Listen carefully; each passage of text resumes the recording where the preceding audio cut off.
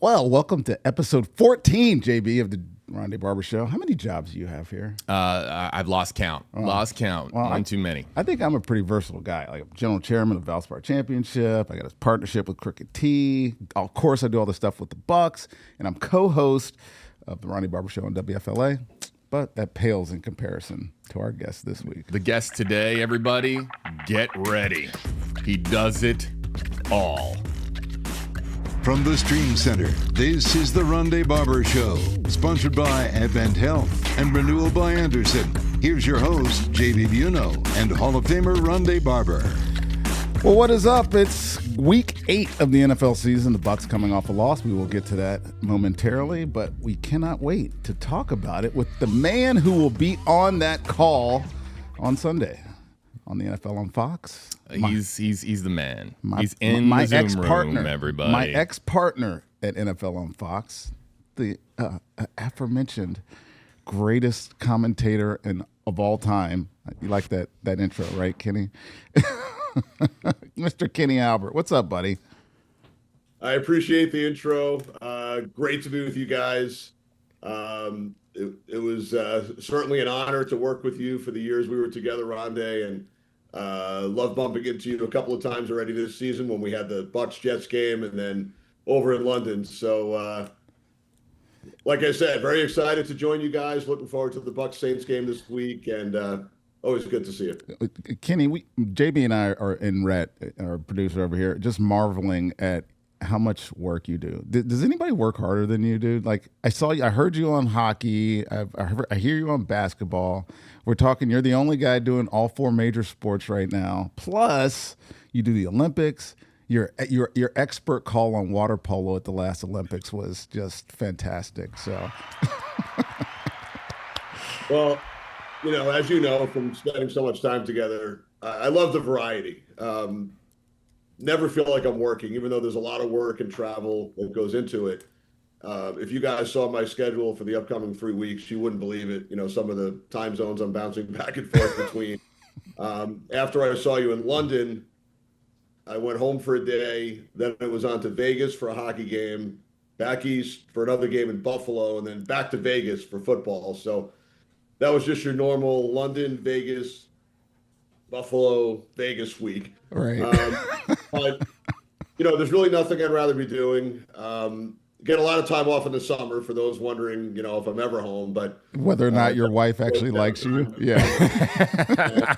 You know, we stuck off to Italy, a couple of other trips this summer. So it's a totally different schedule and lifestyle for those 2 or 3 summer months. I have, some work in the summer, but not nearly as much. But this time of the year, you know, it's crazy with football and hockey. And, you know, as you guys know, it's sometimes easier to get work done on the road, you know, in airplanes and hotels and Ubers and taxis. So as long as you're organized, and I have a checklist that I go through before every game, you know, which involves a lot of reading, watching previous games, preparing charts, going through notes and statistics. So, you know, at this point, it's been over 30 years. So, you know, kind of have my system down pat as far as the preparation goes. But the October through December, you know, those 3 months are really the craziest, the wackiest as far as the schedule goes. And, you know, Rondé, you brought up the water polo. That was a lot of fun. We weren't there in person. We were calling it off monitors from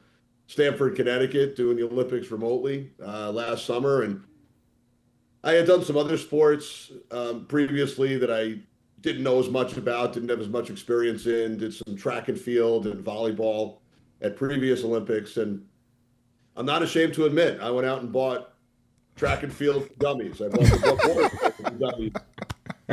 Prior to the track and field, I sat down with our local high school, or volleyball, I should say, with the local volleyball coach. And I said to her, you know, please tell me everything you know about the history, the rules, the strategy. And, you know, that was a great learning experience. You know, did something similar prior to the water polo. And believe it or not, the actual call, it was somewhat similar to hockey because the movements, you know, they're going left to right, right to left, trying to score, passing the ball around. There were 6 players plus the goalie as opposed to 5 plus 1 in hockey. And they have power plays. So a lot of the terminology was the same as well. So, you know, that was a lot of fun. And really looking forward to the Olympic hockey in Milan this February with NBC. The NHL players are going to be there for the first time since Sochi in 2014. So it'll be hockey at the highest level, and can't wait to get started with that. Kenny, I have to know, the 4 major sports in this country, you call them all. Which is the hardest to call?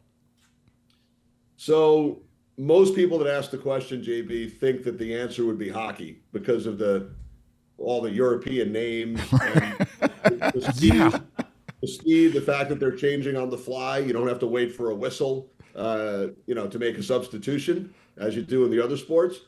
To me, it's the easiest. It's almost like riding a bike. And Rondé's been in the booth. Oh, yeah.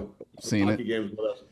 And I've done a lot of radio as well as TV hockey, and they're totally different. On radio, with all sports, you have to be so descriptive and give the time and score a lot more often. On TV, you can pull back a little bit, leave more time for the analysts. But to me, that's, like I said, it's like riding a bike. Baseball to me was always, of the 4, the most challenging because I didn't do it as often. I would do anywhere from 8, 10, 12 games a year with Fox.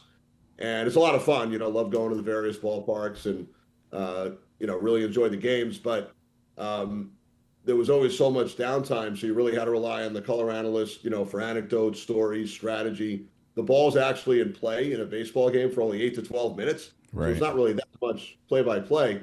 Now, in recent years, with the introduction of the pitch clock, it actually moves a lot faster, and it has more of the feel of some of the other sports, as far as the speed element, because there's not so much downtime.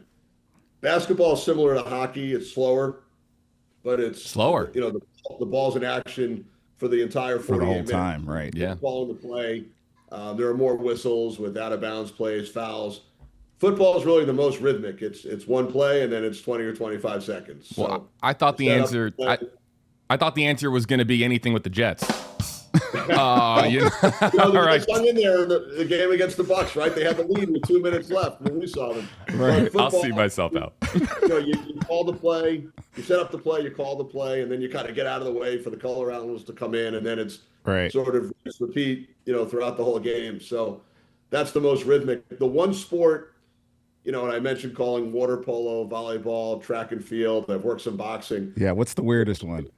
Boxing is a lot different because, A, there's no ball or puck, and B, you've done all this preparation and you have all these stories, but you want to kind of get some of them in early because it could be a knockout in the first round. Right. You just don't never know. have the chance to use any of your good material. So, that's a lot different from the others. The one sport that I felt like I had no clue what I was watching.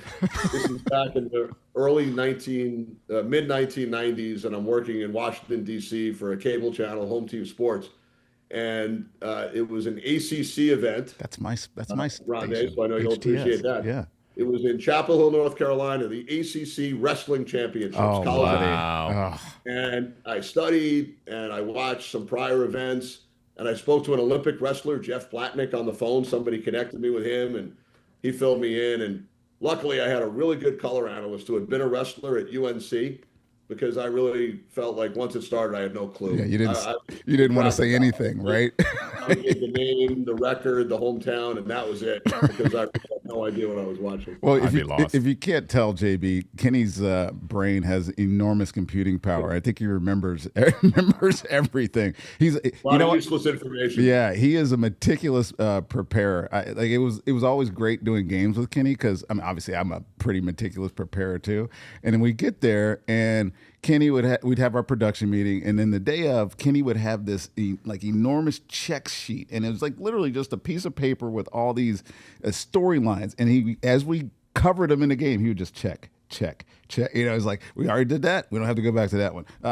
You circled it. We got to go back to it. As you get ready for this game this week against the Bucs, or the Saints, the Bucs playing at the Saints. Your first look at the matchup, what's the biggest storyline? I mean, if you're Tampa, you're saying they finally lost, they got beat by Detroit. Mike Evans being hurt for what looks like the majority of the season now is probably one of the bigger ones. But as you started prepping for this game, assuming you have, I know you were working last night. I think you left the hockey game last night. But have you started to prep for this game? What's the biggest storyline right now? Well, first of all, that sheet you referenced, everybody has their own system, right? And you would put together an unbelievable. I've never worked with anybody that's done this aside from Rondé. He would put together, from all the film that he watched and all the studying, and by around Wednesday or Thursday, we would all get an email with a 12 to 15 page scouting report on each and every player, the key points, the key storylines from both teams. And I always joke during those years, I could do zero preparation. All I needed to do was read Rondé's scouting report, and I can call that game, seriously. Right. Wouldn't have to do anything on my own. And, that was certainly a huge help for me and the rest of the crew.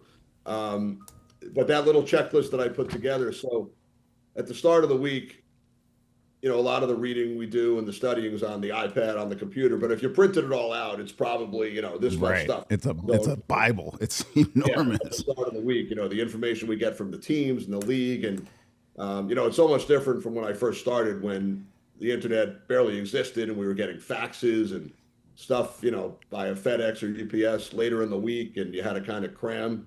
Now it's all available at the click of a finger, and we have everything on Monday and Tuesday. But Rondé's scouting report was tremendous, and that sheet I put together, once I prepare for a game, I go through all the information that we talked about, and then as I pull out of my bag here, this is from the Bucs Jets game back in week 3. So I always I'm an organized hoarder. So yes. I keep all of my game sheets, charts. My family's going to kill me one day when they have to, hopefully 40 years from now, when they have to go through it all and get rid of it.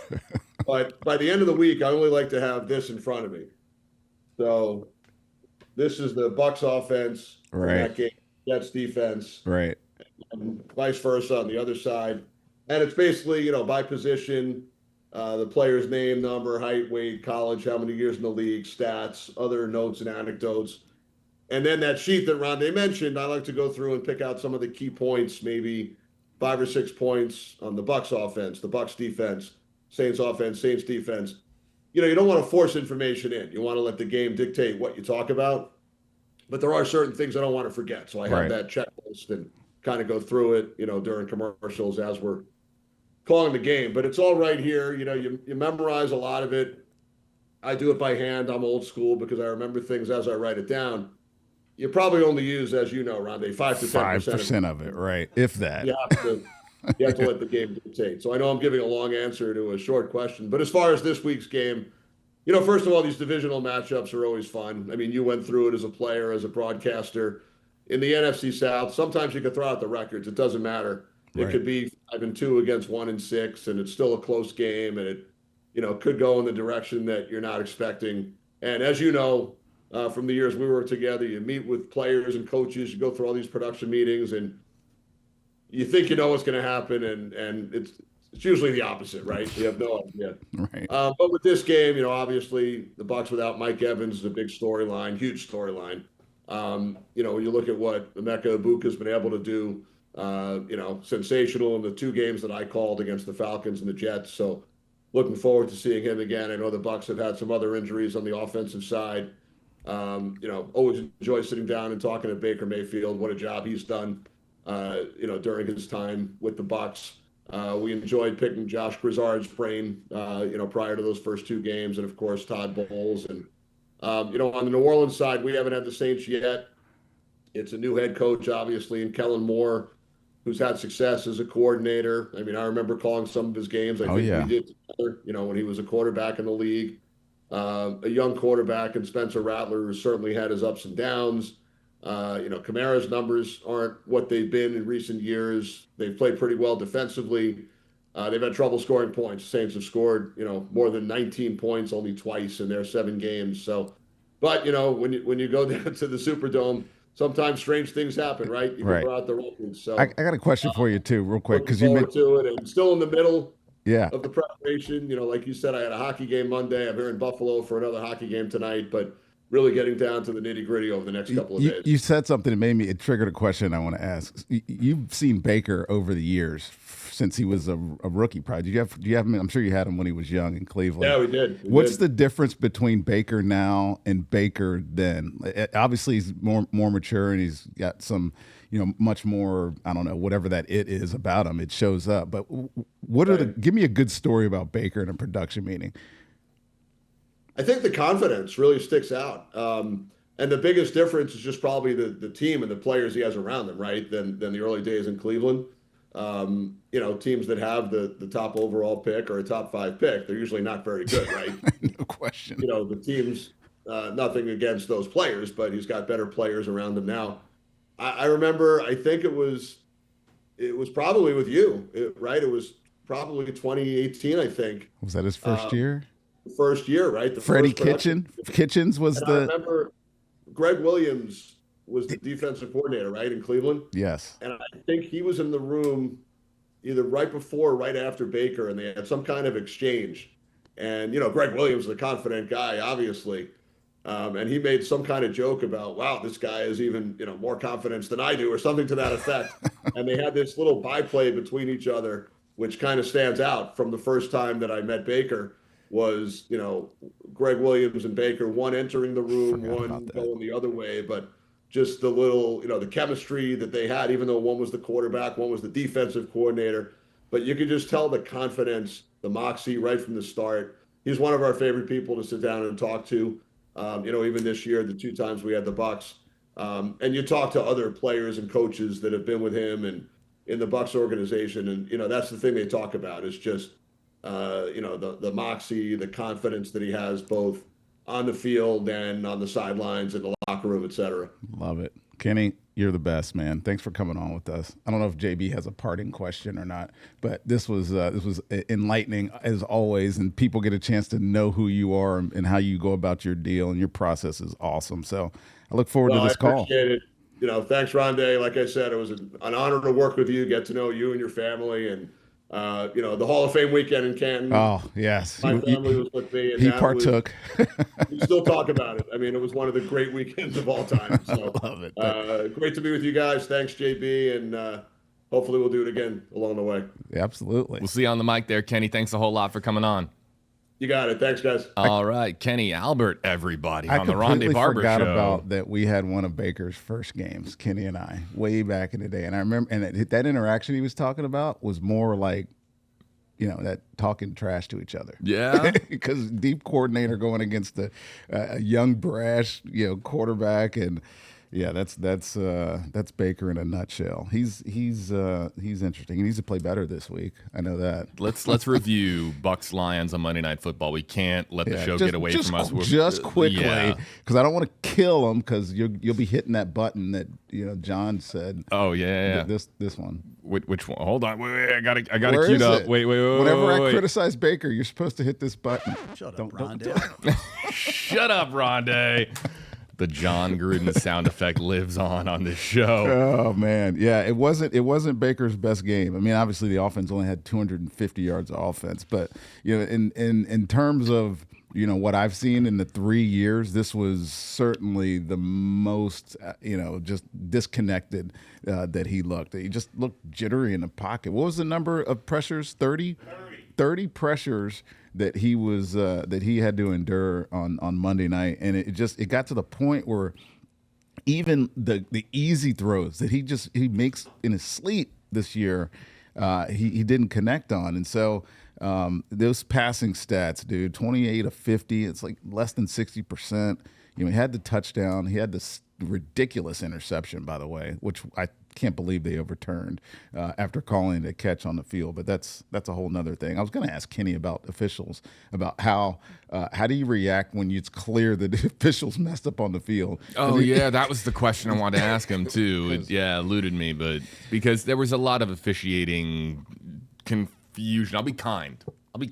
Confusion from Bucs fans. Bucs fans have been skewering the referees. They've been killing them this week. And on social media. They should. That interception was one. But the other one, before I get back to how Baker played, but the other one was the Cade Otton first down that you got to assume it was an expedited review, right? And they gave it to him, and then the coach challenged, and then they take it away. I mean, I don't understand how that process work that they reviewed it twice and came away with two separate. I think he said after second review or after second look or something like that. And what was it?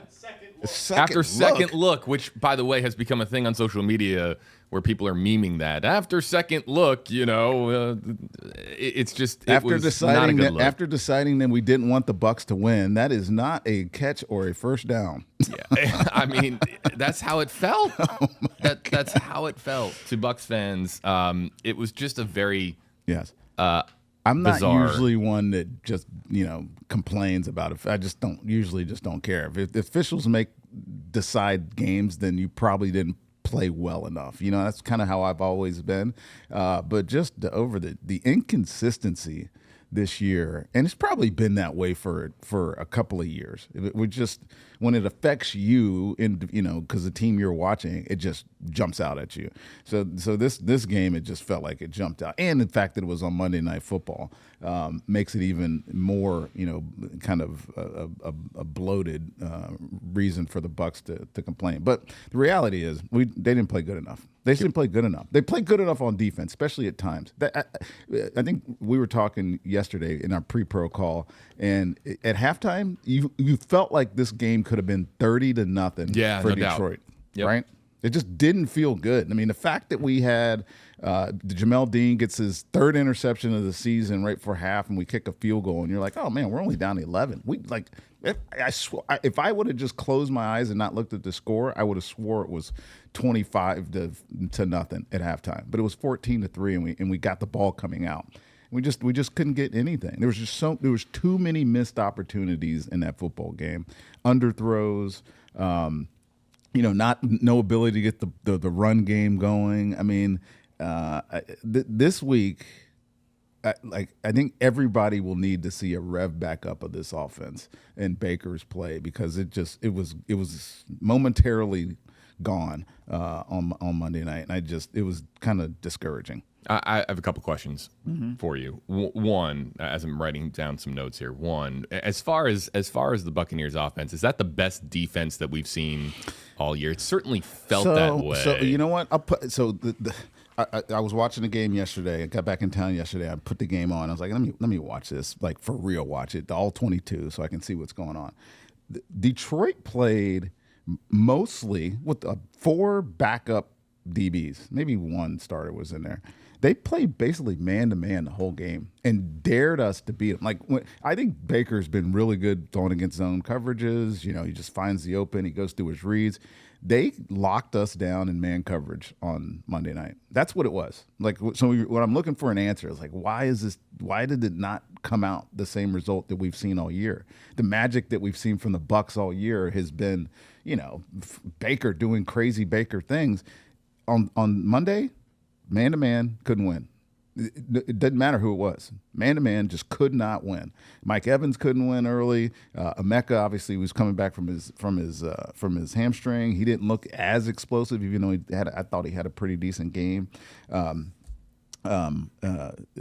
Tight end couldn't get away from certain coverage aspects. But when 2 seconds into every play, I'm like, they're playing man again.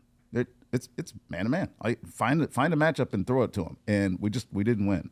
And I think that was the biggest difference. So give credit to Detroit for sure, but playing with a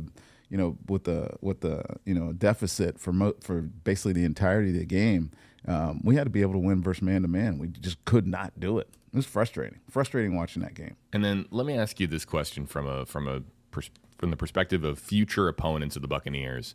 Were the Buccaneers exposed a bit here when it comes to how you beat them on speed to the outside? Clearly, with Jahmyr Gibbs was a problem for the Bucs all night long. Amon-Ra St. Brown was obviously a problem. Yeah. I can't help but feel like I'm watching this game, and defensive coordinators that are game planning for the Bucs in future seasons. We've got the Saints coming up next, and then we have the Patriots after that, the Bills, who are saying, okay, here's right.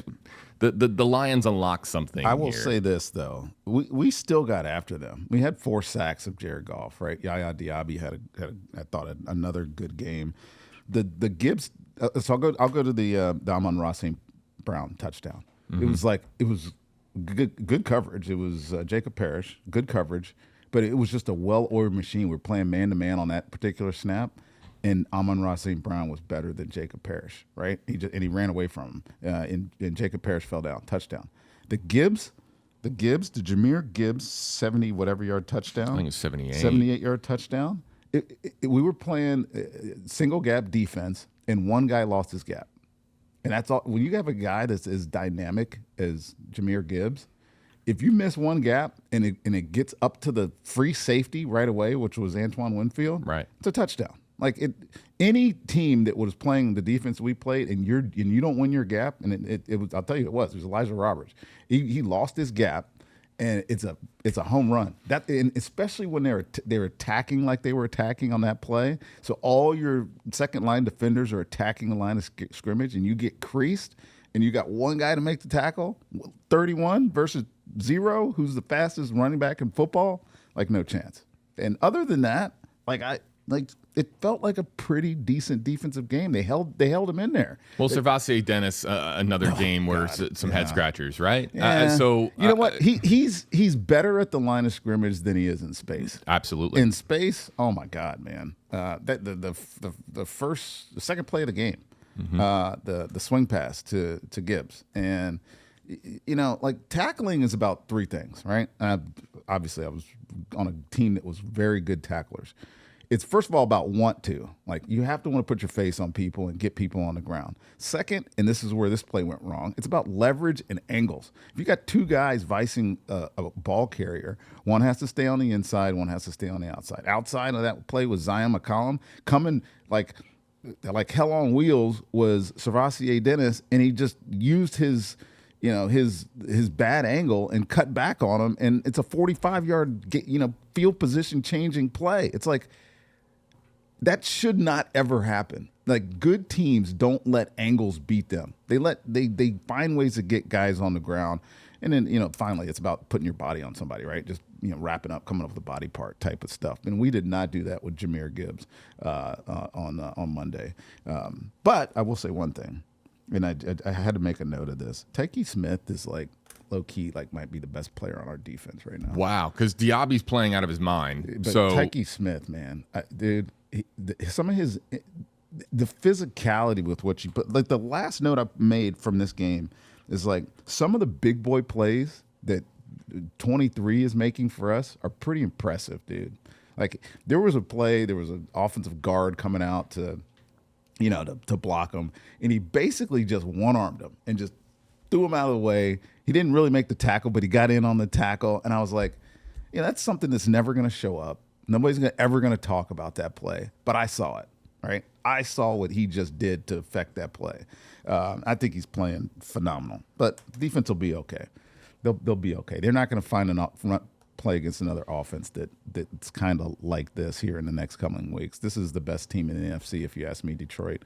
They got two losses on their dance card right now, but they're pretty impressive. So let's pivot here to the other massive storyline that comes out of the Monday Night Football affair with the Detroit Lions, because the Buccaneers are going to be continuing on for a considerable amount of time without their legendary wide receiver, Mike Evans. This was really hard to watch, Rondé. It was like watching a superhero get broken down in on national television on Monday night, and it's a broken collarbone.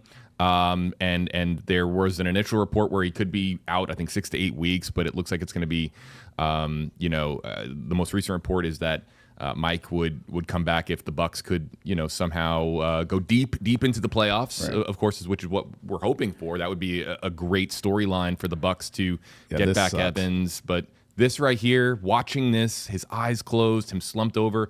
That sucked on Monday Night Football. That There's really no doubt. did. That was as bad as I've felt. I mean, obviously he's had some injuries over the years, but all injuries that you knew he was going to come back from.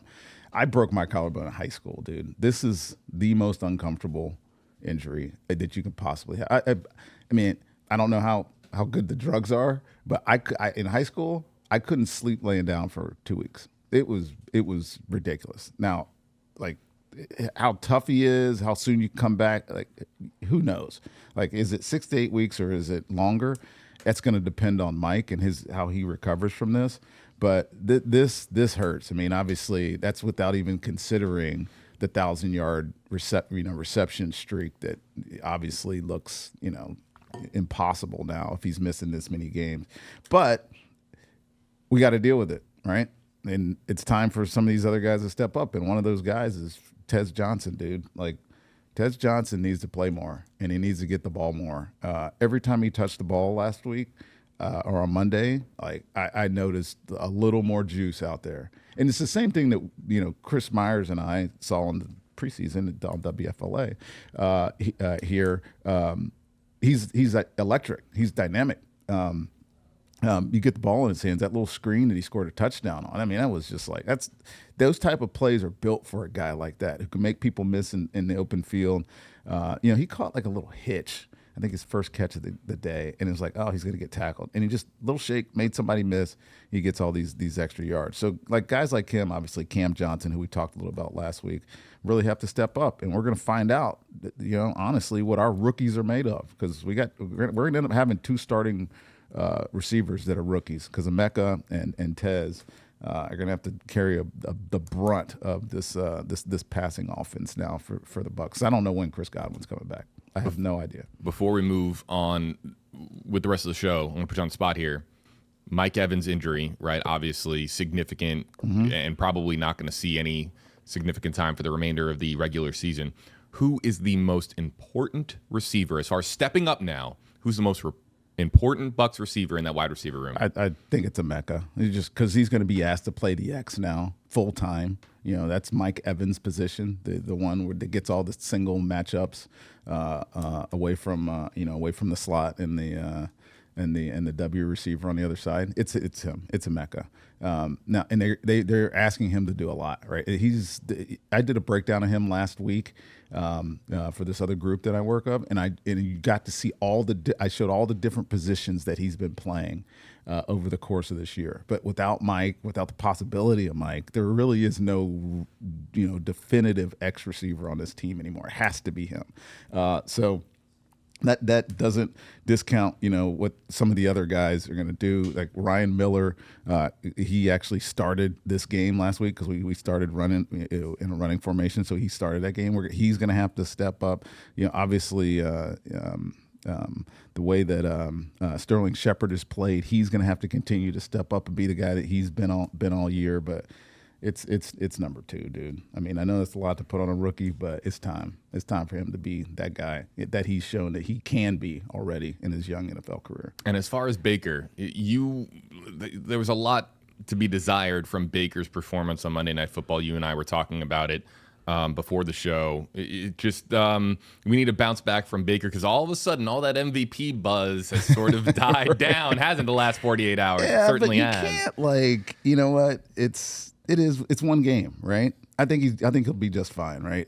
To say otherwise would be to dismiss everything that he's done so far to this point, which has not been nothing short of amazing, right? Like, he's had a phenomenal year. It's ludicrous to assume that this one poor performance, is an example of what his game is. It would be ingenuous to say that, to be honest with you. And people that say that are just ridiculous. They're, just not thinking outside of their emotions, right? Because they're pissed off because he played bad.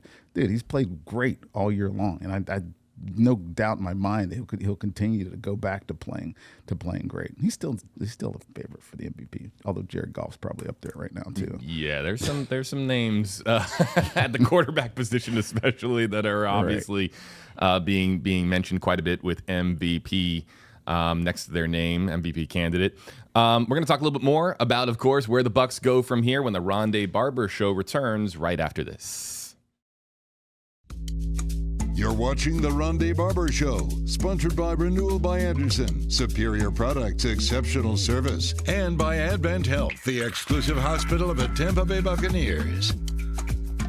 Welcome back to the Rondé Barber Show. Our condolences go out to the Martin family, the entire Tampa Bay Buccaneers community, after, of course, some really sad news that we learned about earlier on this week. Doug Martin, former All-Pro running back with the Tampa Bay Buccaneers, dying in police custody early Saturday morning after an incident that took place at a residence in Oakland, California, according to police there. That Martin was encountered during a response to a break-in that occurred around 4:15 Saturday morning, and then Martin goes on to die in police custody. We're still learning more about this. This is still a developing story.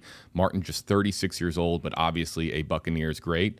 Rondé, you knew Doug Martin quite well in your time together. Doug Martin is loved here in Tampa Bay. I covered him obviously for more than I played with him. He came in 2012. My last year was his first year. He was drafted with Levante in that draft, and he was a great teammate, dude. He was phenomenal. The muscle hamster. Yeah, it was an affectionate nickname that other people gave him, but in our circle, our team circle, he was beloved, man. He worked hard. He had this knack for being, the energy, the jolt when we needed him. I remember that Oakland game he had his rookie year.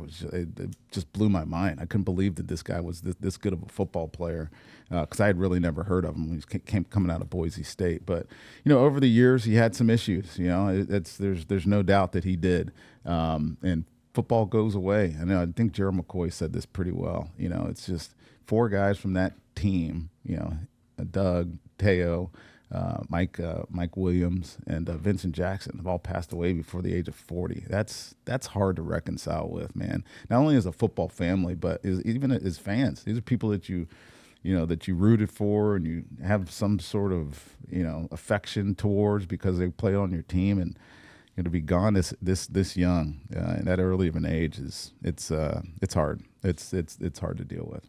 What's something that Bucs fans didn't get to see about Martin that you got to see, both getting to know him off the field, a little bit on the field, but off the field as well? Yeah, he was he was full of life. He was jovial, man. Like, he had a good time. I didn't know his family well, but I knew how much he cared for the people that he grew up with. And they were around, and you get a sense for who a guy is by how they treat other people. Doug treated everybody great, man. Like, he was nice. He was a nice addition to this franchise at a time when the team wasn't very good.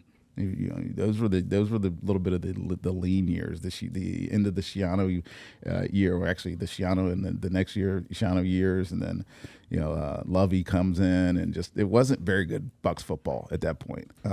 But he was a bright spot. I mean, he rushed for 1,400 yards twice in his time here, and so as a football player, he was a pleasure, man. But then as a person, he was a good dude.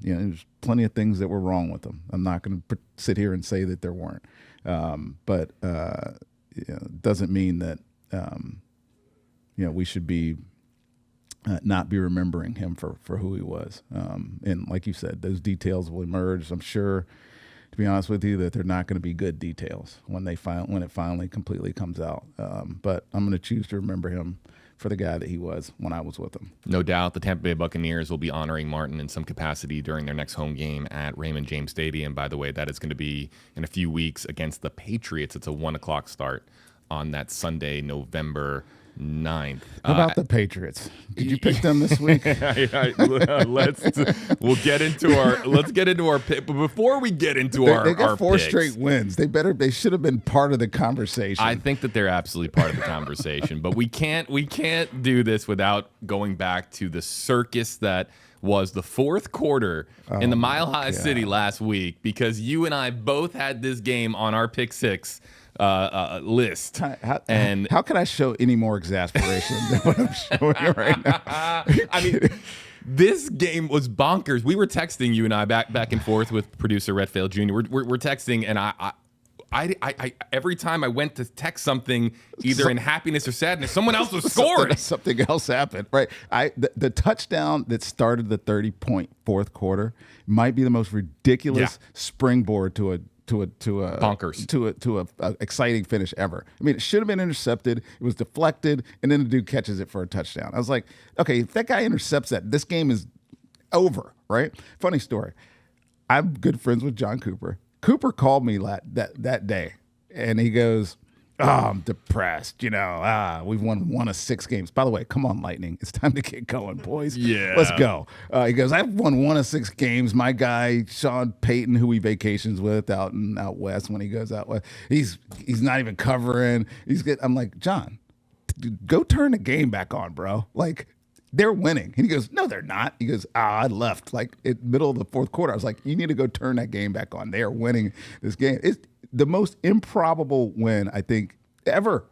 And the reason I picked against them last week is because they might be the best team in football at 5-2, but they also might be the worst team in football at 5-2. 5-2. Dude, they shouldn't have beat the Jets last week in London. And remember last week I said that game was trash. Right, that game was trash. It's terrible. It was terrible. This game was terrible until 12 minutes left in the 4th quarter for them. But yet they find a way to get a nonsensical win against the team that I somehow picked. And oh my God, it's not a very Sean Payton-esque team right now. No. Usually it's a Sean Payton run offense is just firing on all cylinders, acting with precision, and it's just very disjointed at the moment. I got an interesting question for you. Yeah. Would this game have looked like this if Russell Wilson would have been? There it is. Oh, Russell Wilson. A little too much time on social media these days, clapping back at Sean Payton after Payton's comments saying that they were glad to see, I forget the exact line. It's not in front of me. Sean wished that they would have made the change to quarterback after, there it is. after this game. Oh boy, Yeah. things. These two don't on our screen here. These two do not love each other. Right. I wonder if it was like both were trying to make fun of each other, and because Russell's retort was pretty awesome. Yeah. Hashtag let's ride. That brings us to this week's Pick 6 segment, and let me tell you, it's feeling good. No, you should be feeling good, man. Wait, hold on. Let's lose this, and let's bring this on. Feeling good. Oh yeah, no, the booze from our studio audience here. By the way, I'm starting to think that Garrett, the curse might be when this Joker picks against us. Every time he picks against the Bucs, we lose. Oh, every time. Stop doing it. You've picked 4 times, right? 5 yeah. times for the Bucs. You've picked twice against the Bucs, and we've lost. So I don't care what you... Is that right? Wait, every time I pick against the Bucs, they lose? Is that right? I'm trying to remember now. I genuinely don't remember. I thought you picked Seattle. Did I pick Seattle? Did we beat Seattle? Yes. That's the only Okay. one. So that's the one I got wrong. All right. So I don't get to completely slam your picking Nostradamus. You're putting it into the universe is what I'm trying to say. Yeah, We're putting this stuff into the universe. I man. am. But let me hold on. Let me have a chance now with week 8. Here we look at my week. Do you want? It's your show. Do you want to make your picks first or second this week? I lost again. I got to go second. All right. Yes. So I'm I up. continue to lose. I'm glad we get to talk about the Patriots. The Patriots. I mean, everyone just assumed the Bills were going to run away with the AFC East. Not so much anymore. Not so fast. Not so fast. Yeah, this might seem like a low hanging fruit, but yeah, in Foxborough, I have the Patriots and Drake May and Mike Vrabel, who's looking like not coach of the year favorite, but he's certainly in the conversation, man. no doubt. You turn a team around like he's done, and make them relevant, which they certainly weren't the past couple of years. I will say this though, before you get on your high horse about New England, let's go back and look at their schedule. They lost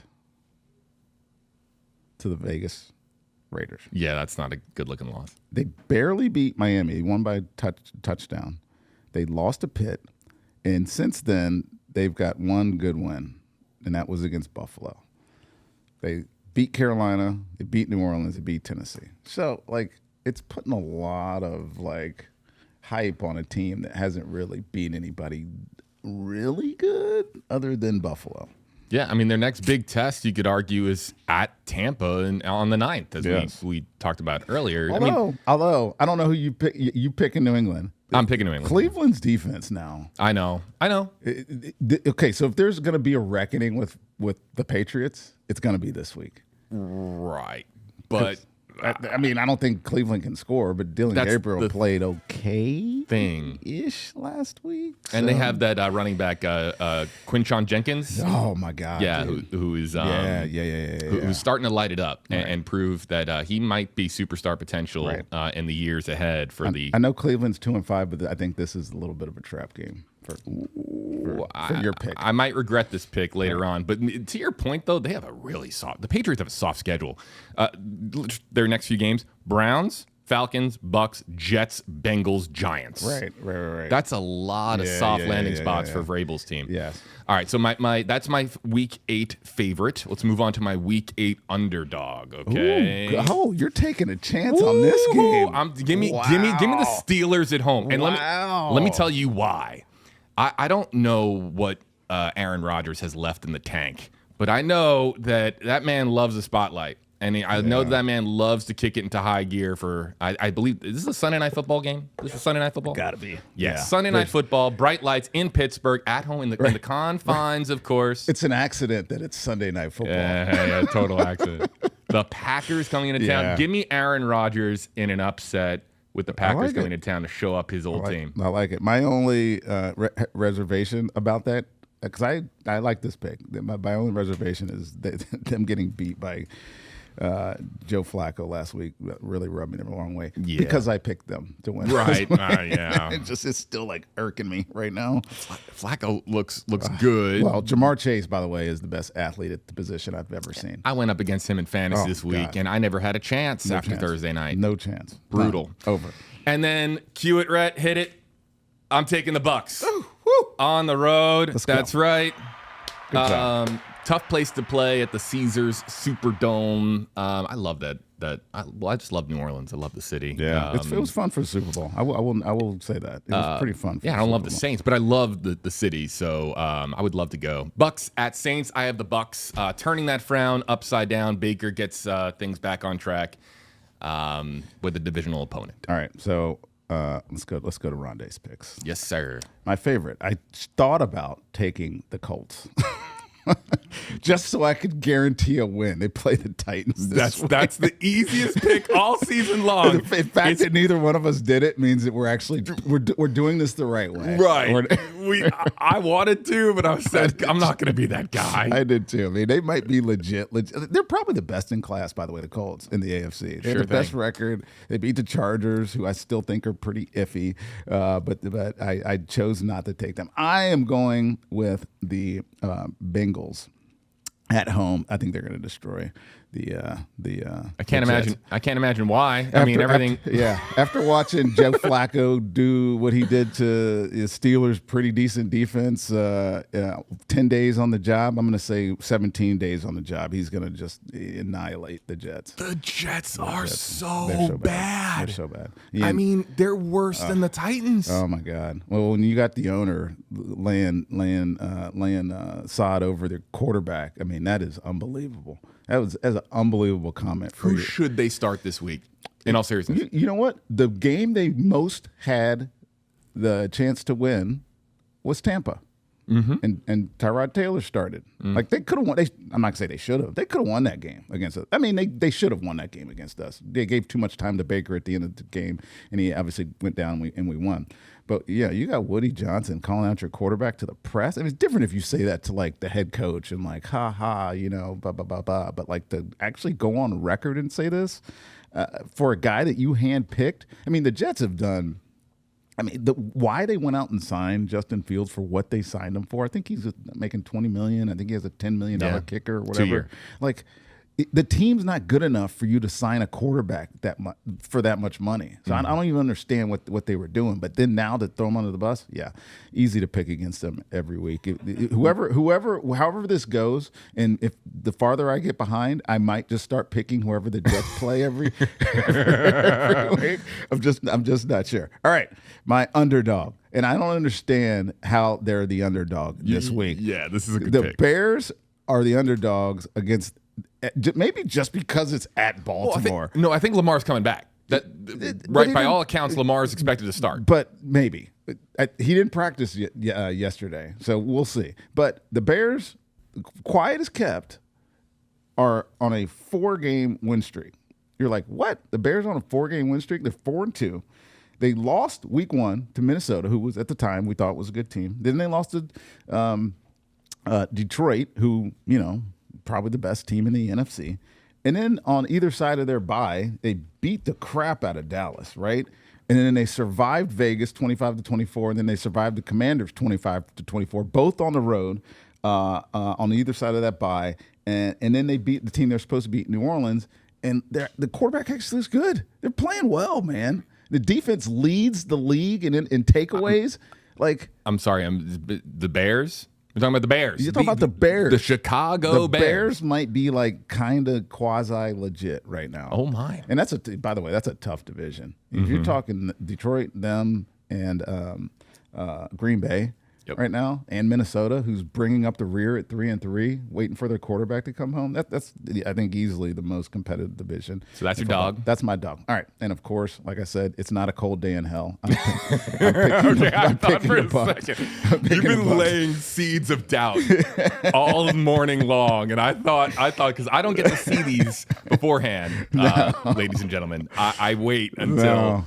So Rondé is taking the Bucs once again. Yeah. They need to rectify the mess of a game that was last Monday, and they're going to do it on the road. I mean, I know, like Kenny said, man, the division game, New Orleans, we could never. Back in the day, it didn't matter who was playing. We could never win in New Orleans. But I think Baker finds his mojo again, and we go in there and wreck them. I love it. All right, so I get to we have to update the graphic here, but I think I'm 0-for-3 last week, so we know we don't have the same record. 10-8, and I'm 12-6. Yes. Yeah, it feels good up here. Good job, Rhett. Way to mess up the graphic. It feels good up here, man. Rhett, by the way, come here, Rhett. Before we go off, come here. Look at this. You know what? You know why I love Rhett? Look at this sweatshirt he's wearing right now. Oh yeah, throw up slider cam. Throw up slider cam. Yeah, just go slider cam. See the front of it. Look at the back of it. Ooh. This is beautiful. This is my guy right here. That is true. You know what he'll never do, JB? You know what he'll never do?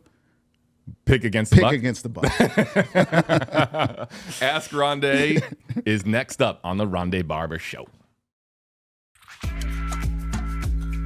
It's time for you to Ask Rondé, sponsored by Advent Health and Renewal by Andersen. Only a couple more minutes here on the Rondé Barber Show. You can submit video questions, selfie questions to AskRondé.com for your chance to be on the Rondé Barber Show and win some really cool signed swag by the one and only Pro Football Hall of Famer, number 20 himself, Rondé Barber. Let's go to this week's question from LeBron. Hey, Rondé, your bud LeBron here. How you doing? Yeah. Just a quick question for you. Bucs over the years have been known to have some really good defenses, especially when you were playing. What do you feel like it's going to take for the Bucs to get back to that strong defensive play? Great question, LeBron. And that's, there's a lot of ways to answer that question. Number one is find a way to take the ball away. And we've done that this year. It starts there, right? It starts with pressure up front, getting sacks on the quarterback, but taking the ball away is what's differentiated us from the rest of the league. Obviously, they're already doing really well at stopping the run. I mean, save one play against Detroit last week with Jahmyr Gibbs. They're great at stopping the run. They need to start taking the ball away. When we were at our height, I remember one year we had 31 interceptions.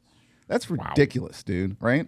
And we had that equivalent in number for multiple years. So those are the teams that really start.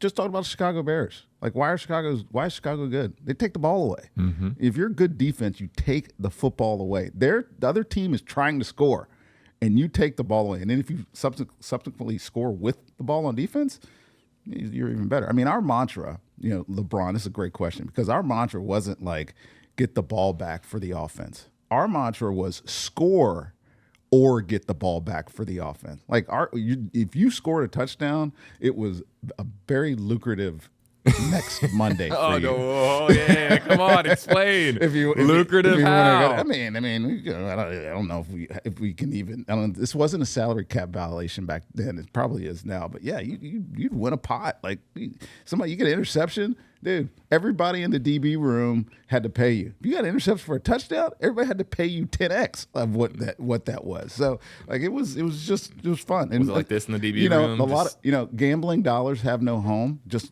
so everybody knows this. Like you don't want to do this frequently, but outside of our building when people were making lots of money. But yeah, man, it was awesome. Awesome. So every time I got an interception, I was like, pay up. Let's go. Let's take the ball away, LeBron. That's what it is. By the way, let's say hello to my Crooked T people there. Oh yeah, right shout out to Crooked T in the Maddie. house. Maddie, you're the only one here. Adam's on the phone. Okay, whatever. He's getting crooked on the phone.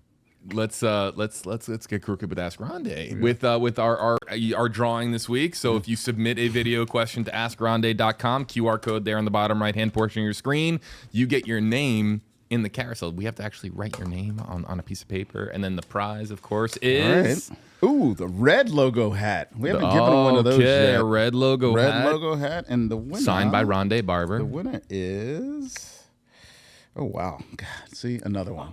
Really? Is it another one? I mean, Jacarion Jones, JJ. Jacarion Jones, you are the winner of a signed red logo hat. Rondé is a very unique name. Jacarion is even more so. Jacarion. That's not right. Well, so we got it. Jacarion. Jacarion. I like Jacarion. We're gonna edit no, this. Leave it as Jacarion. I'll be like Key and Peele.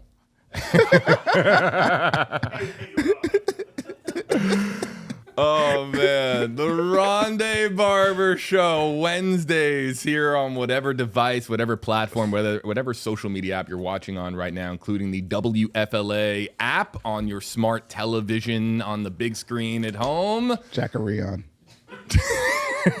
We appreciate you joining us.